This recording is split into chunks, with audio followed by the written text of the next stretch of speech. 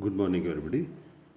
Today, I'm covering three topics, that is, optical sources, LED structure, and types of LEDs. For these topics, you can refer those two books, that is, Optical Fiber Communication by Gerd Kaiser, and also Optical Fiber Communication by John M. Senior. And now let me start with the optical sources. Optical transmitter converts electrical input signals into corresponding optical signal. So this is a bit different from conventional communication. And here optical transmitter may be light emitting diode or laser diode, which converts electrical signals into corresponding optical signals. And thereby optical signals will be transmitted from one point to another point. Once again, reconversion takes place. That means by optical means we are transmitting signals from one point to another point, and this is a special technology. Here, the output signal is then launched into the fiber. After conversion, launched into the fiber. The optical source is the major component in an optical transmitter. The popularly used optical transmitters are light emitting diode and also laser diode. And these are said to be solid state devices and also known as semiconductor devices.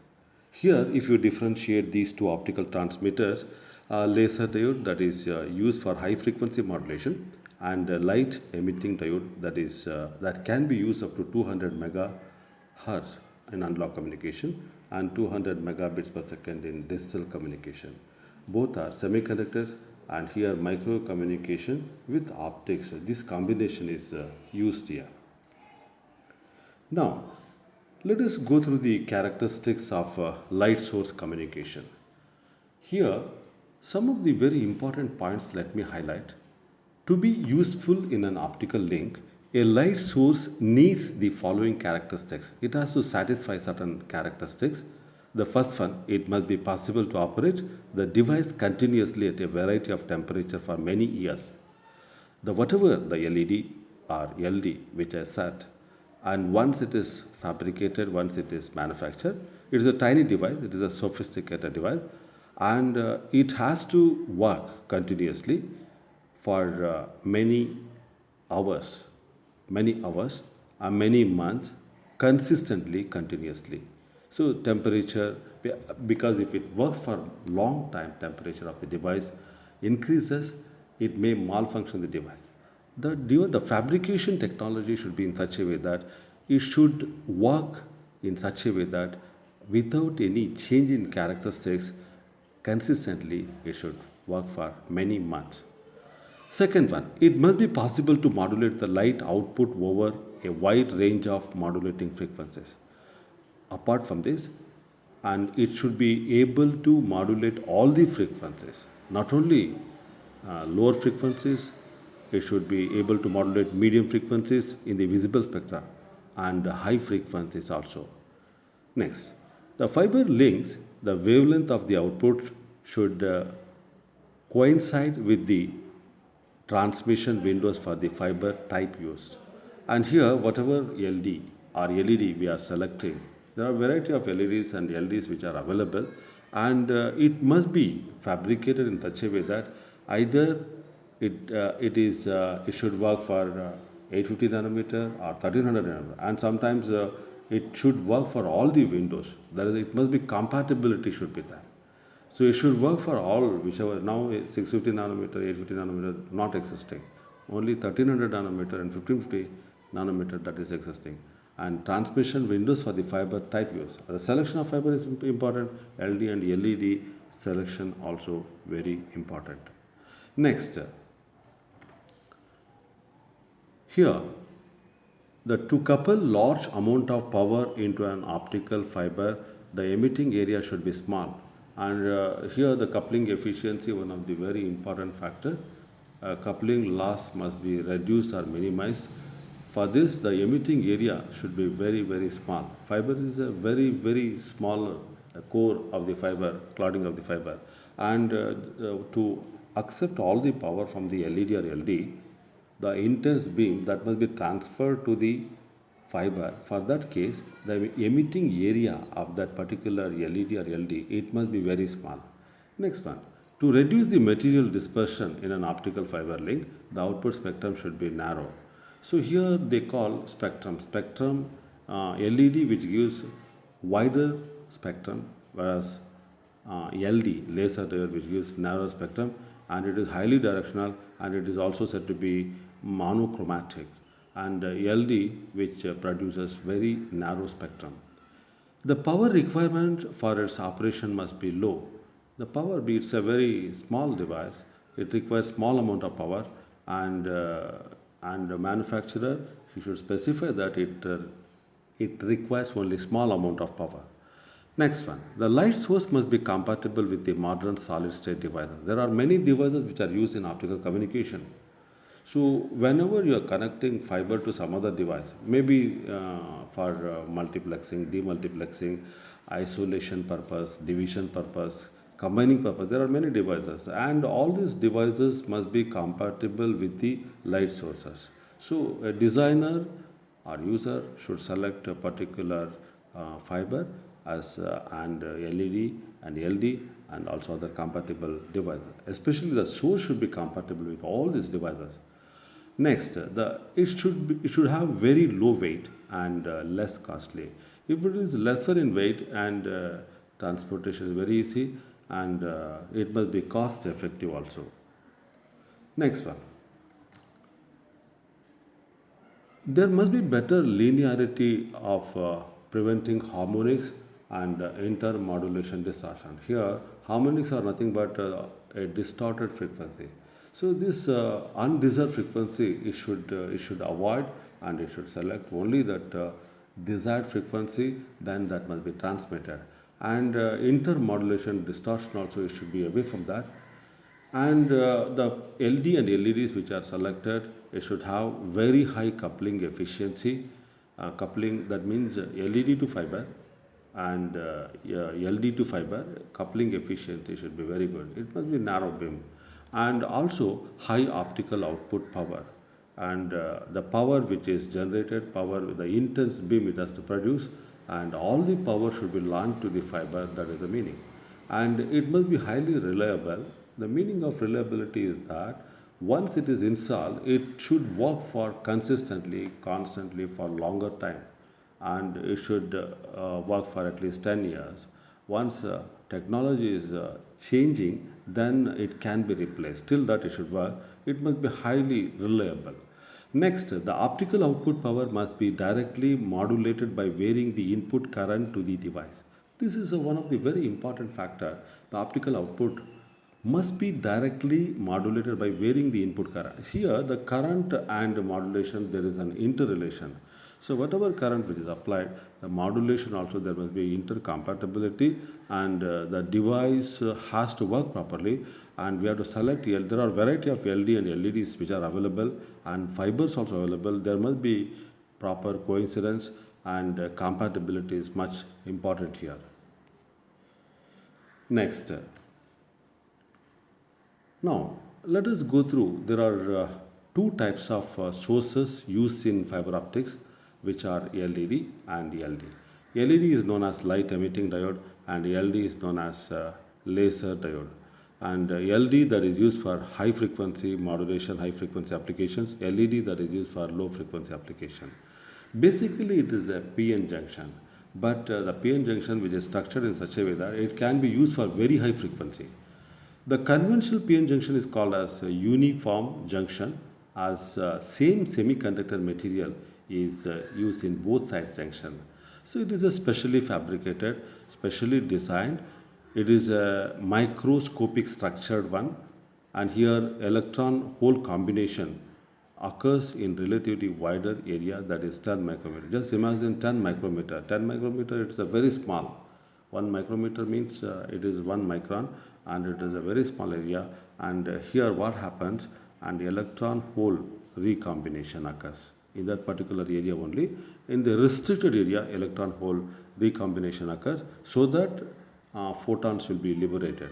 One electron hole recombination means there is a generation of one photon. Millions of photons will be generated. And millions of photons means there are millions of electron hole recombinations takes place. Next, as the carriers are not confined to the immediate vicinity of junction, hence high current densities cannot be realized. Here one of the very important factor. This is here that LED or LD which are connected to fiber using connectors, and there must be properly it must be connected and confined to the immediate vicinity of junction. There should not be any coupling loss. It must be connected properly so that the whatever power which is produced by the LED or LD, that must be transferred to the fiber cable. The carrier confinement problem can be resolved by sandwiching a thin layer. The thin layer, which is of dimension of zero point 0.1 micrometer between p-type and n-type layers. And here there is a sandwich of p-type and n-type layers, and the thin layer, the dimension is very very small, zero point 0.1 micrometer. The middle layer may or may not be doped. Here, the doping is nothing but it is some agents are mixed, and so that the concentration of that atoms can be increased or decreased, and doping materials which are used here, and the middle layer may be doped or may not be doped. The carrier confinement occurs due to band gap discontinuity of the junction. So here carrier confinement, that is one of the very important, this one, it occurs due to the band gap discontinuity of the junction. So this must be care must be taken for the launching the power from a particular LED to that one. And LED is very very important. It is a microstructure, sophisticated technology which is used. Let me show the diagram also in the next slide. Now, now, as the carriers are not confined to the immediate vicinity, that is, I said, and let me continue with the same thing. And here, such a junction which is called as heterojunction. Here, hetero means two different junctions which are joined together to form a single structure, and this structure is known as double hetero structure. And hetero means there's a difference, and it's a dissimilar metals which are combined together, and here microwave technology and optics both are used. And it's if you imagine, if you see the dimension and the structure of this one, and you'll be really astonishing. In any optical fiber communication, when the requirement, the bit rate requirement, usually for LED 100 megabits per second to 200 megabits per second LED. That is LED is a very small frequency modulation, but in case of LD we can talk about gigabits per second, and here 100 to 200 mega, that is the limitation of LED, and for some of the application that is sufficient. And second one, optical power in terms of microwatts. So a very small amount of power, that is an advantage of the optical power communication. And here the power requirement is very less, but it can work at very high frequency. That is an advantage of that. LEDs are best suitable optical sources. And if you compare LED with LD, there is lots of difference. I'll compare that one later. LED first, let us start with LED. There are variety of LEDs also. LEDs are best suitable optical. After understanding LED, a structure of LED, and let us differentiate LED with LD. LD, that is very popular, very important, but before studying LD, one has to understand LED. Now, LED structure. It is, as I mentioned, it is a heterojunction structure. A heterojunction is an interfacing between two joining single crystal, that is semiconductors with different band gap. Here some of the type of materials, especially selected materials which are used to form the LED structure. It is basically it is made up of micro structure, heterojunction also, an interface between two adjoining single crystal. It is said to be single crystal. Adjoining two single crystal, semiconductor with different band gap. Just you note this point, semiconductors with different band gap, that is different band gaps, that is selected. Heterojunctions itself, there are two types. One is isotype.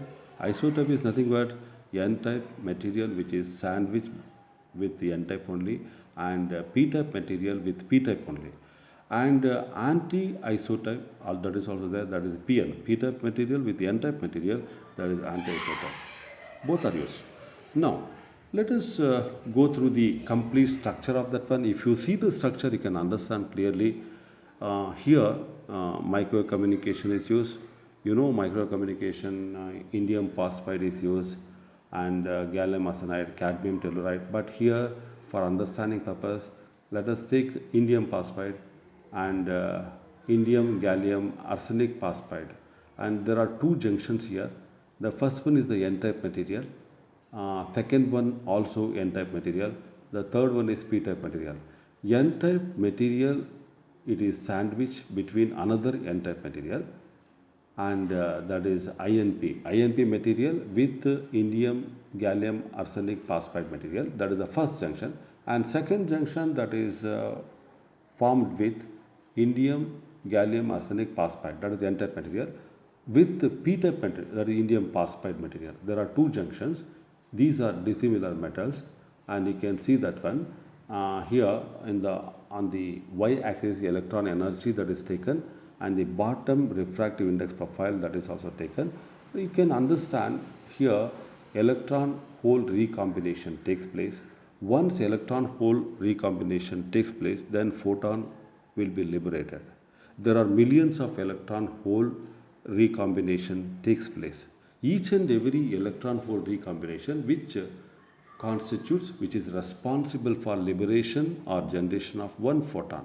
Photon, that is the term which is used in optical communication, and here the photon which is generated with a particular wavelength of 1300 nanometer, and here electron barriers also which is mentioned, electron barrier that is mentioned, and if you see the bottom of the diagram, it is a double heterojunction emitter. Emitter means which emits photons here, emitter, and it's a double heterojunction, and there is a waveguide region and active region. Active region, this electron hole recombination takes place.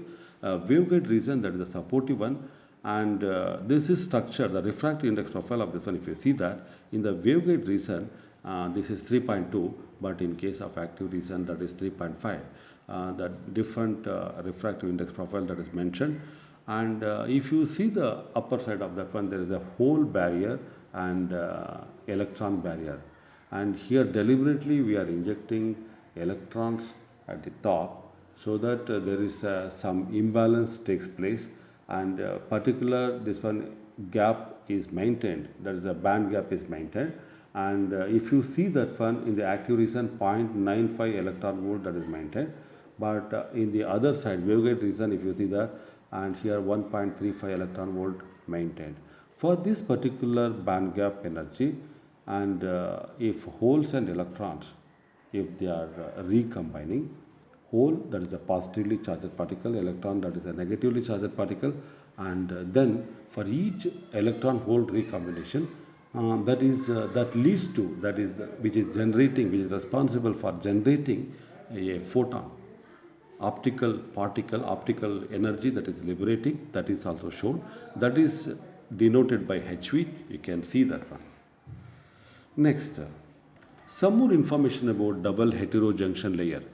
In order to achieve efficient confinement, the particularly efficient confinement of emitted radiation, and double heterojunctions are used in LED structure, and here efficient confinement of the emitted radiation and double heterojunction LED, that structure is used, and here a heterojunction is a junction formed by dissimilar semiconductors, and both are made up of dissimilar semiconductors, and indium phosphide, phosphide p-type material or n-type material, if not one more material, that is arsenic phosphide, that is also can be used, and it's a micro frequency, which are operating at micro frequency. These are said to be micro materials, and here double heterojunction is formed by two different semiconductors on each side of the active region. Both sides it is considered, and if you can see the diagram figure which shows the double heterojunction light emitter, and that is clearly shown here. And in this case, One of the cross-hatched reasons which is mentioned in the diagram which represents the energy levels of free charge, and here recombination occurs only in active indium gallium arsenic phosphide layer. You can see the diagram once again, you can see, and it is recombination takes place in that particular active region. The two materials have different band gap energies. That is, one is a different band gap energies, you can see. And also one more thing, different refractive indices. That is, I said that one. The changes in band gap energies create a potential barrier for both holes and electrons. The main purpose of this one, electron hole recombination takes place. For each and every electron hole recombination, there is one pair of electron hole recombination which is responsible for generating one photon. For these things, a band gap energy in the active region that must be maintained, that is 0.95 electron volt, and in the waveguide region 1.35 volt that must be maintained. Then only this transition takes place. Now, some more information about double heterojunction. The free charge can recombine only in narrow, well-defined active layer side. So active, it is happening, it is occurring only in the narrow, well-defined active layer side. So it is a confined this one, there only it takes place, not in the waveguide. A double heterojunction structure will confine both hole and electrons to a narrow active layer.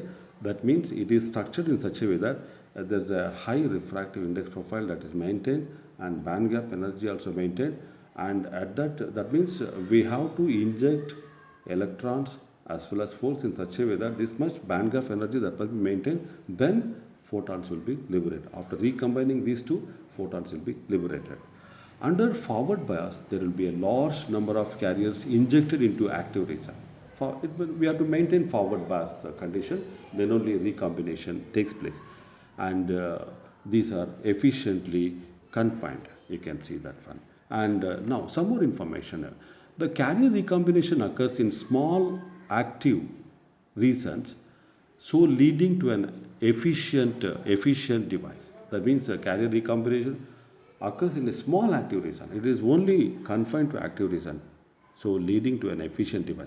And another advantage of the double heterojunction structure is that active region has a higher refractive index than the materials on either side, that is a waveguide region. Hence, light emission occurs in an optical waveguide. That is a confined one, it is a specially structured, specially designed, and there are variety of designs, different designs are there. This is only LED, but LED structure, if you see that, that is highly monochromatic, highly directional, but LED also, it is first it was invented, later LED was in. But LED is a better mechanism, better structure, and well-defined structure. And here, this LED which serves to narrow the output beam, a highly directional beam which produces. Now, LED structure. Let us see the LED structure. I have given LEDs, just general structure. Now LED configuration, let us go through.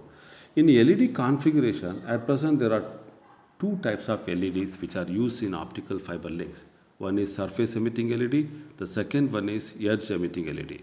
Surface emitting LED, the surface is the emitting area. In edge emitting LED, edge is the emitting area. Edge emitting LED, that is better than surface emitting LED. Here both the devices used a double heterostructure to consign the carriers and the light to an active layer. Next, let me define the surface emitting LED.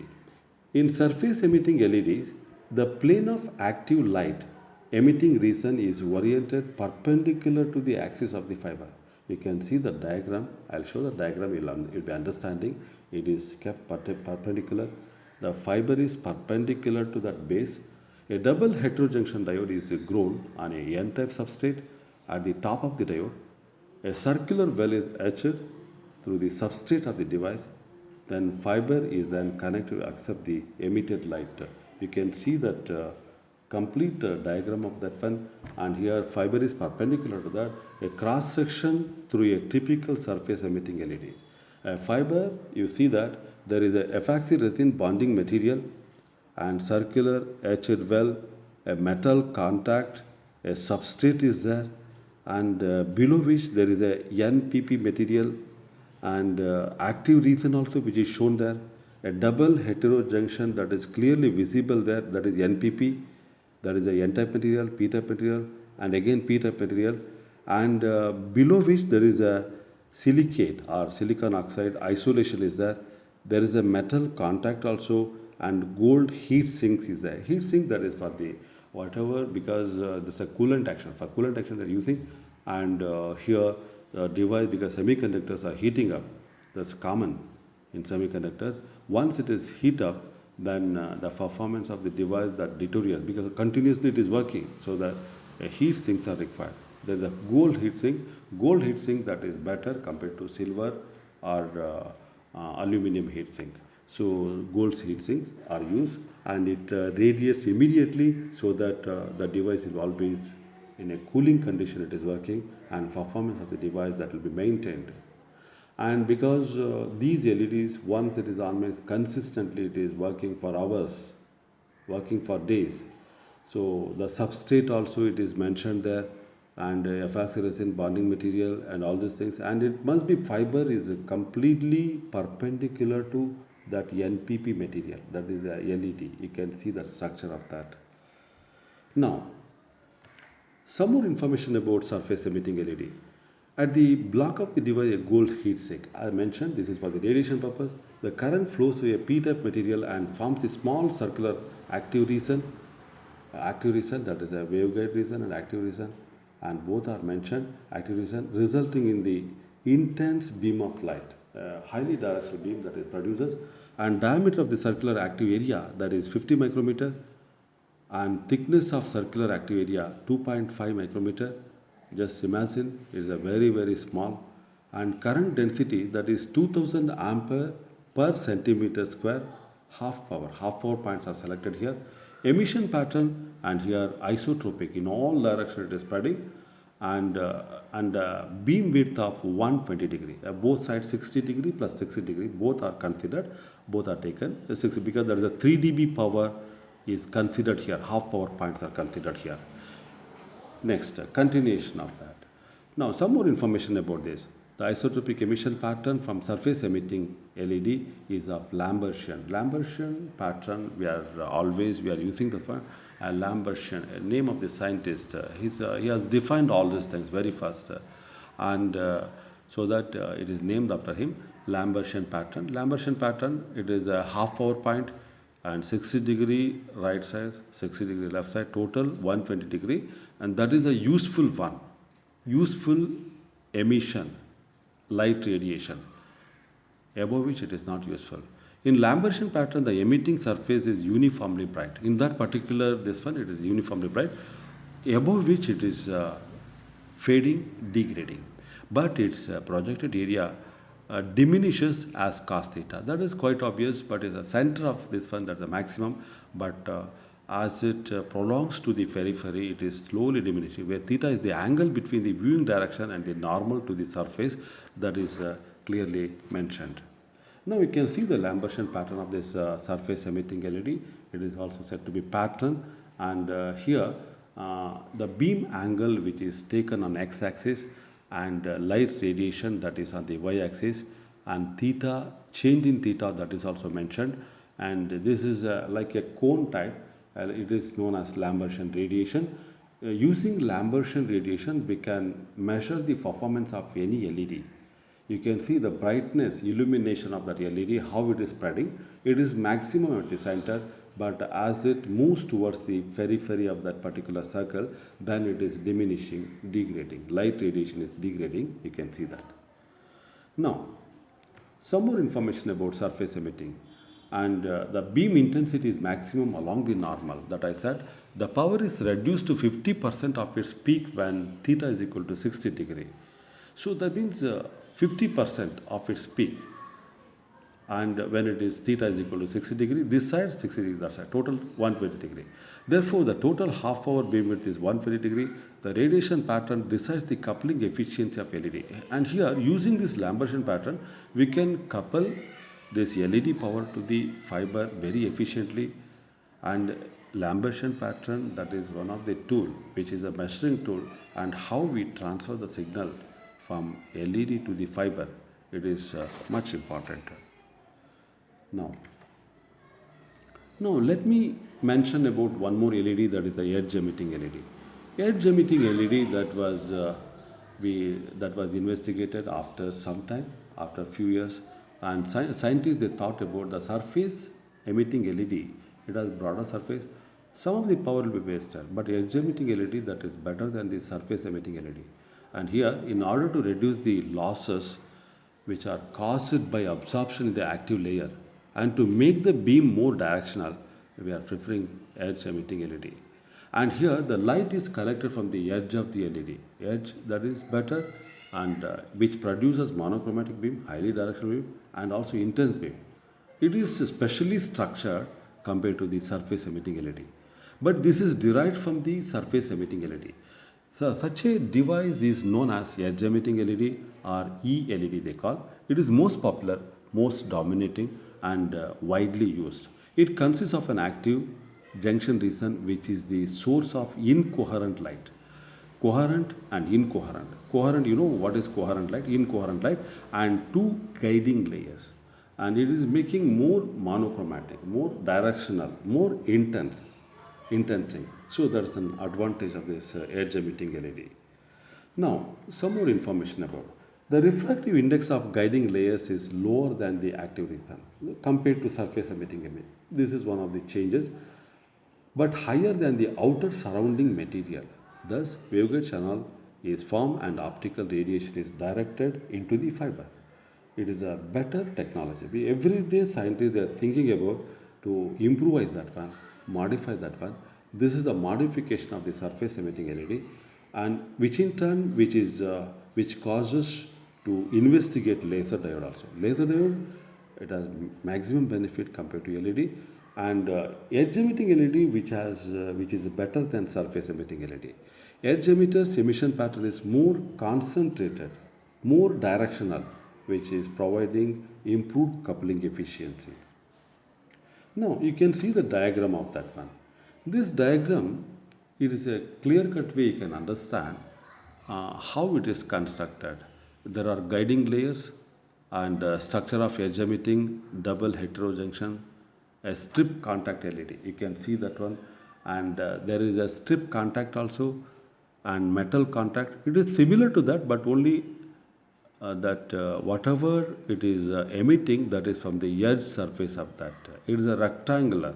But in the surface emitting LED, surface was the emitting area, but here edge is the emitting area, edge side only. So it is producing intense beam, and the technology double heterojunction layers are same, and that is mentioned here. NPP or NNP can be used, and SiO2 isolation, that is similar to that. Metal contacts and heat sink, gold heat sinks are used, and the structure is very much similar to that. Only that different edge pattern is used here. Now, some more information about edge emitting LED. The beam is Lambertian in the plane parallel to the junction. This you can mention here, and it is a plane parallel to the junction, but diverges more slowly in the plane perpendicular to the junction. It is diverging very slowly, but in the other case it is bit different, and that is the beam width is more there, but here it is bit less. That's what it can produce intense beam, highly directional beam, or highly monochromatic beam. The beam divergence is limited here in the parallel plane. There is no beam confinement, and the radiation is Lambertian. And here also we are using Lambertian, but the degree of Lambertian, this one, it is more, it is well suitable for the optical communication as far as LED is concerned. To maximize the useful output power, a reflector may be placed at the end of the diode opposite the emitting edge. Reflectors are nothing but which is producing by reflect action, and it is making more illumination, and it is we using reflectors, definitely the power can be increased, intensity can be increased, and you can yeah, already have seen that diagram also. Now you can see the Lambertian pattern for this. There is a difference between surface emitting LED and edge emitting LED. This edge emitting LED, which produces a beam, a Lambertian pattern, it is totally different.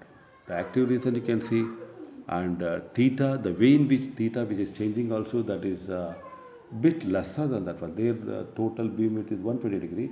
Here it might be less than that, and this is an unsymmetric radiation. That is symmetric radiation is unsymmetric from an edge emitting LED, and by suitable confinement, definitely this is more preferable compared to the surface emitting LED. By seeing this pattern, we can understand. Next. Features of edge emitting LED. There are many features because in practice we are using this one. Surface emitting LED, it was used earlier, at present we are using this one. So that it is commonly used one. And here the linear relationship between optical output and current, that is very good. And scientists and engineers, they prefer this one. And second one, the spectral width is 25 to 400 nanometer. Compared to previous one, it is very good, so that it is preferable. And lambda, it works 1300 nanometer also, 800 nanometer to 900 nanometer also. You can mention this one 0.8, 0.9 micrometer also, otherwise nanometer also, both are same. Modulation bandwidth is much large, so this is required. Bandwidth, modulation bandwidth, the amount of information carrying capacity using this LED, that is maximum, and this is not affected by catastrophic gradation mechanisms, hence are more reliable. Catastrophic gradation not affected, that is one of the very important one.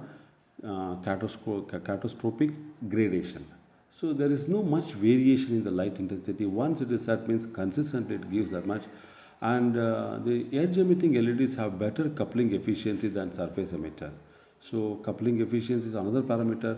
We have to improve the coupling efficiency. Coupling efficiency is very good compared to surface emitting LED. That means coupling losses are very much minimized. There are certain coupling losses we cannot avoid, but we can reduce the coupling loss. And edge emitting LEDs are temperature sensitive.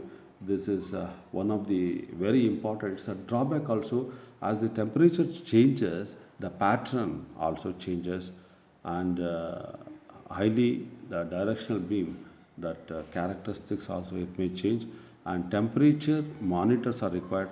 At a constant temperature, it must be maintained. Whatever manufacturer fabricator says, the temperature, then only we can expect very good. This is drawback, but there is a remedy for this. Next, what are the usage of this one? Where do you use this edge emitting LEDs? That is most commonly used, more conveniently they can use, that is used in practice.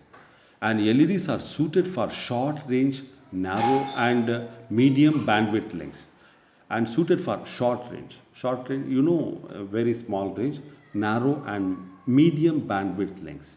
So bandwidth, wherever medium bandwidths are required, they can use, and suitable for digital systems up to 140 megabits per second.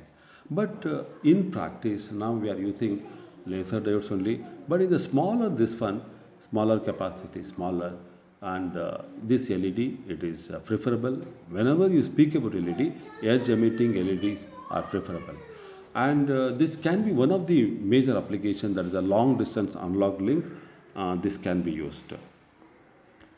So with this, I'll complete. I covered optical sources, LED structures, and also different types of LEDs. And also I highlighted this edge emitting LED. It is better in practice compared to the surface emitting LED. Thank you.